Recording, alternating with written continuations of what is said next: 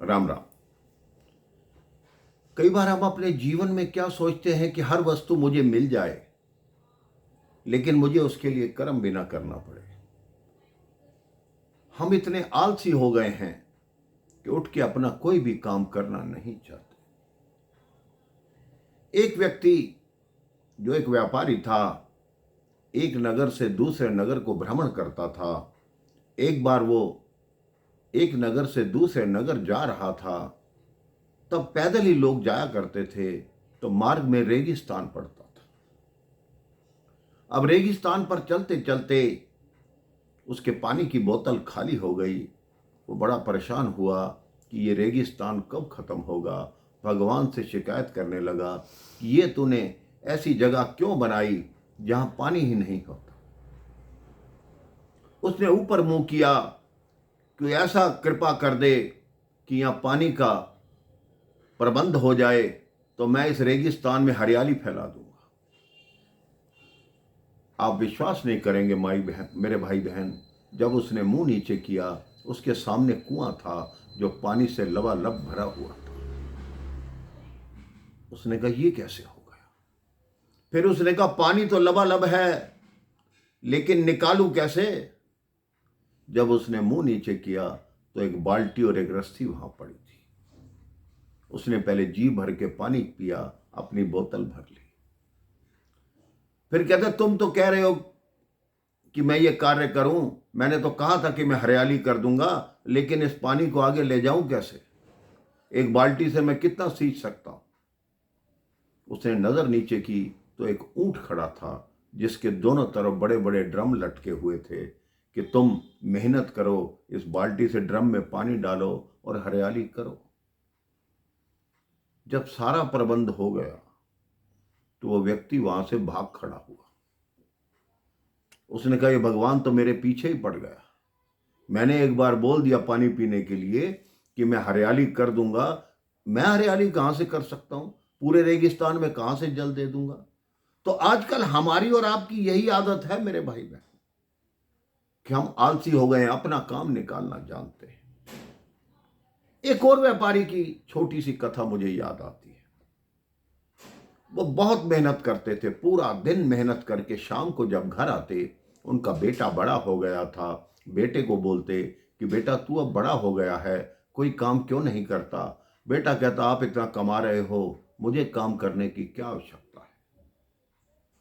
उनके पिता को बड़ा क्रोध आया। उसने कहा ठीक है, कल से अगर तू काम पर नहीं जाएगा तो मैं तुझे घर से निकाल दूंगा, तेरे को घर में भोजन नहीं मिलेगा। अगले दिन प्रातः फिर ये पिता याद दिला के गए कि मेरी बात याद है ना, मैं शाम को आऊंगा तो जो दिन भर में कमाना मेरे हाथ पर रखना। पिता चले गए। बेटा रोता हुआ अपनी मां के पास पहुंचा कि पिताजी ऐसा कह रहे हैं, बताओ मां, मैंने आज तक काम नहीं किया, मैं क्या काम करूं। मां ने कहा तुम चिंता मत करो। मां ने एक स्वर्ण का सिक्का बेटे के हाथ पे रख दिया और कहा कि अपने पिता को कह देना ये कमा के लाया। शाम का समय हुआ, पिताजी बोले हाँ कहीं काम करने गए। उस पुत्र ने कहा हाँ गया। कहता क्या कमाया। कहता ये स्वर्ण का सिक्का। सिक्का देखते ही पिता पहचान गए कि इसने अपनी मां से लिया है। कहता बाहर आंगन में जो कुआं है, ये सिक्का जाके उसमें फेंक दो। लड़का तुरंत गया, उसने सिक्का फेंक दिया। अगले दिन प्रातः पिता फिर बोले आज फिर जाना, लेकिन उसके पिता ने उसकी मां को पहले ही अपने पीहर भेज दिया कि तुम अपने पीहर हो आओ। अब लड़का परेशान हो गया कि मेरी मां तो घर है नहीं, अब मैं कैसे करूं। उसकी बड़ी बहन घर पे आई हुई थी, उससे जाके रोने लगा कि पिताजी ने मुझे ऐसे ऐसे कह दिया, मैं तो काम करना जानता नहीं। बहन ने कहा कोई चिंता नहीं। बहन को अपने राखी का वादा याद आ गया, उसने भाई को 500 रुपये दे दिए। शाम को पिताजी आए, उन्होंने कहा क्या कमाया। कहता आज 500 कमाए। कहता जाओ कुएं में डालो। पुत्र गया, उसने 500 कुएं में डाल दी। अगले दिन पिताजी ने बहन को कहा जाओ अपने ससुराल वापस। अब उस लड़के के पास कोई तरीका नहीं बचा था कि पैसे कैसे लाओ। अब तीसरे दिन वो बाजार में निकला मेहनत करने के लिए।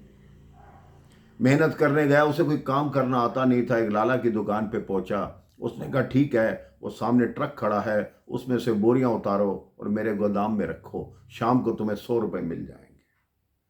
वो बोरियां उतार के ट्रक से और लाला जी के गोदाम पे रखने लगा। शाम तक उसकी बुरी हालत थी, कंधे दुख रहे थे, बाजू दुख रही थी, पीठ दुख रही थी। पिताजी शाम को फिर आए। क्या कमाया? कहता पिताजी 100 रुपये कमाए। कहते जाके कुएं में डाल दो। कहते नहीं डालूंगा। कहते क्यों? कहते पूरा दिन शरीर तोड़वाया है मैंने, तब मैंने 100 रुपये कमाए हैं। पिता ने उसके कंधे पे हाथ रखा। क्या तुम्हें जीवन की मैं यही सच्चाई समझाना चाहता था कि जब तक कर्म नहीं करोगे तब तक तुम्हें कर्म का फायदा, कर्म का फल प्राप्त नहीं होगा। आज तुम्हें ज्ञात हुआ, अब तक तुम मेरे कमाए हुए पैसे पर ऐशो आराम की जिंदगी बिता रहे थे, लेकिन अब कमाना शुरू हो, तुम्हें पैसे की जो वैल्यू है, जो उसका मूल्य है, अब पता लगेगा। अब तुम जीवन में कभी मार नहीं खा सकते, कभी ठोकर नहीं खा सकते। उस दिन के बाद उसके पिता ने अपने पुत्र को अपने व्यापार में अपने साथ लगा लिया और वो दोनों पिता पुत्र मिलकर दिन दोगुनी रात चौगुनी तरक्की करने लगे। आप भी अपने जीवन में आलस्य को दूर छोड़ दीजिए और जो कार्य करना है उसे करते रहिए, भगवान का नाम लेते रहिए। राम राम, जय श्री राम।